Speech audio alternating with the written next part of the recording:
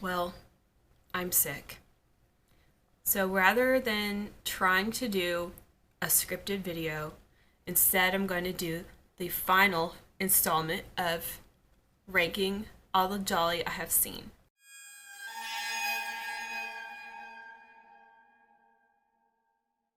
This will finish all the Jolly I've seen so far. Once I watch about 25 more one day in the future, maybe I'll do a part 4. But this will wrap it up for now. Gonna go ahead and smash this out. It's been fun. Thanks crimeforadime for suggesting this. And yeah, let's go ahead and jump in. Okay, first we have the Fifth Chord, which I just watched the other day. It wasn't my favorite, but it was beautifully shot. So I'm gonna say solid installment. I mean, it's worth a watch for sure. Next is The Designated Victim, which I just watched like yesterday. I actually was really pleasantly surprised. I like it. I don't know if I want to put it on my favorites yet. You know, I think I am. I think I'm just gonna say top favorite, just because I was so surprised. I was so surprised. Next is Who Killed the Prosecutor and Why. This was more of like a cop movie with just a bunch of dudes in it. So I'm gonna call it lackluster. I was not into it. Next is Naked Girl Killed in the Park. I wanted to watch this forever due to its awesome title. The cast is great. The set is great. It's all very lavish. It wasn't the most exciting movie, but I'm still gonna call it a solid installment because there is a lot to like about it. Next is The Girl in Room 2A, super fun kind of a conspiracy with occult/satanic themes. I'm going to call it a top favorite. Oh, next, The Killer reserved 9 seats. I don't know. I think I'm going to call it lackluster, although I was one of the first ones I ever watched, so it might change if I watched it again to solid installment, but I'm going to go with lackluster. Next, The Killer Wore Gloves. Although the interior decor was great and the fashion was great, it was pretty boring, as the title might suggest. Lackluster. Wait, or should it be a total flop? Am I being too nice? Okay, I might call it a total flop, but I'm not mad at it. Next is Eyeball. Top favorite. The Killer Must Kill Again. Ultimately, it just ended up disappointing me, even though it was so unique and had a really great cast. So I'm going to say lackluster. Next is Deep Red. You know, what most people consider one of the quintessential Jolly. I'm going to say top favorite. Strip Nude for Your Killer. I can't really remember.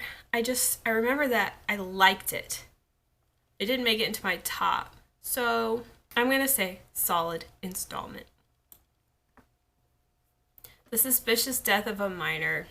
This is a movie of contention amongst some of the people who watch this channel because they insisted it's not a Giallo. But the reason why I call it a Giallo is because it's on Wikipedia's list of 234 Jolly. And I didn't like it because it's more of a poliziotteschi. I don't know if I said that right. So I'm going to say total flop. Sorry, Sergio. Next, The House with Laughing Windows. Either you love it or you don't understand why everyone loves it. I'm putting it in top favorite. Next is Plot of Fear. Total flop, sorry. But who disagrees? No one. Death Steps in the Dark. This is really good, okay? And I feel like the worth the hype level here, maybe I should have made an underrated, but I'm going to say the second tier here is worth the hype / underrated, as in is worth my hype.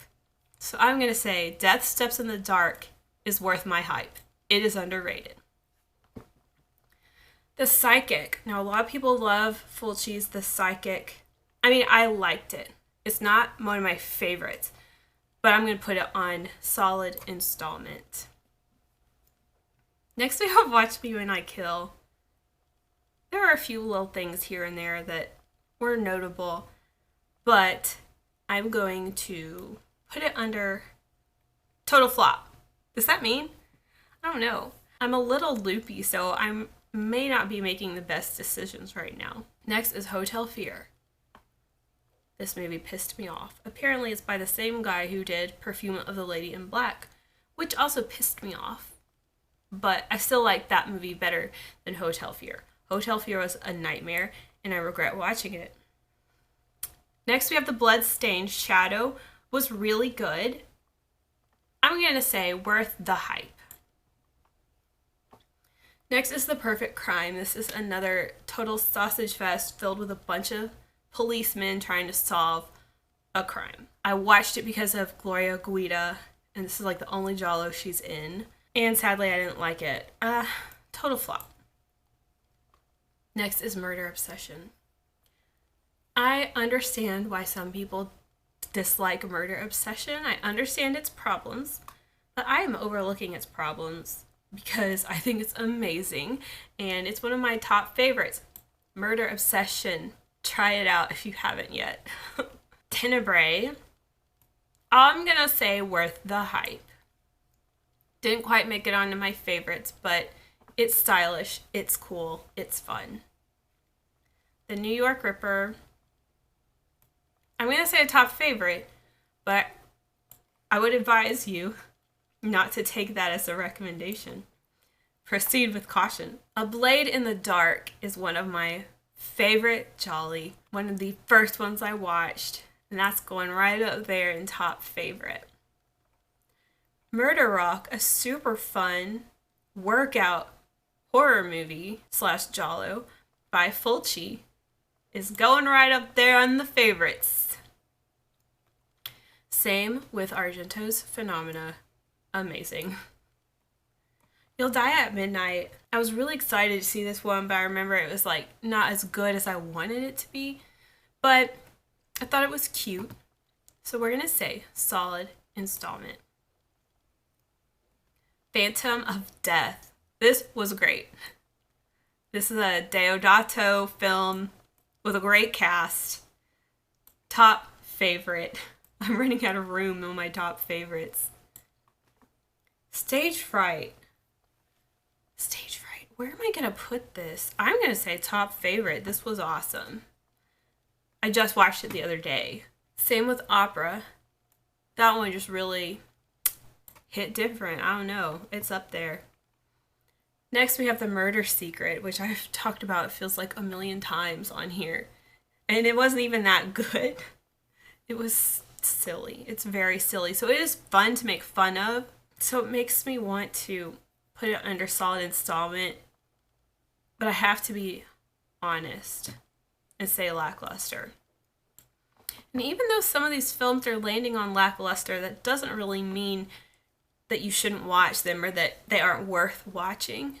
It just means they have a lot of problems and ultimately disappointed in some way or another. Next we have this movie called Massacre, which no one hardly ever talks about, but it's an 80s Giallo. I think it's by Bianchi. Hello. Oh my god. And I hated it. So I'm going to call it a total flop. Excuse me. Total flop. Okay, next we have... Oh my god. Okay. Next we have Argento's Trauma. Watching it in the context of its genre is something I will have to do again. Because how it ranks as a Giallo, I can't quite say without rewatching it. But I remember thinking it was good, so I'm just going to put it under solid installment. And finally, we have The Washing Machine. Y'all already know I regret watching that. Okay, we did a bunch today, but here's the final ranking. We had a lot of favorites on here. And I'd say probably those top 4 tiers are all ones that are worth watching, but if you are taking recommendations from this video, which some of you guys have been, and I'm honored. Obviously start with the top and then work your way down if you get bored when it comes to checking out some of these other ones. And that's where we're at right now. I've seen about 85 Gialli in total, and I one day hope to see all 234. So thanks for hanging out again with our third and final edition of Giallo ranking, and I'll be seeing you soon. Ciao!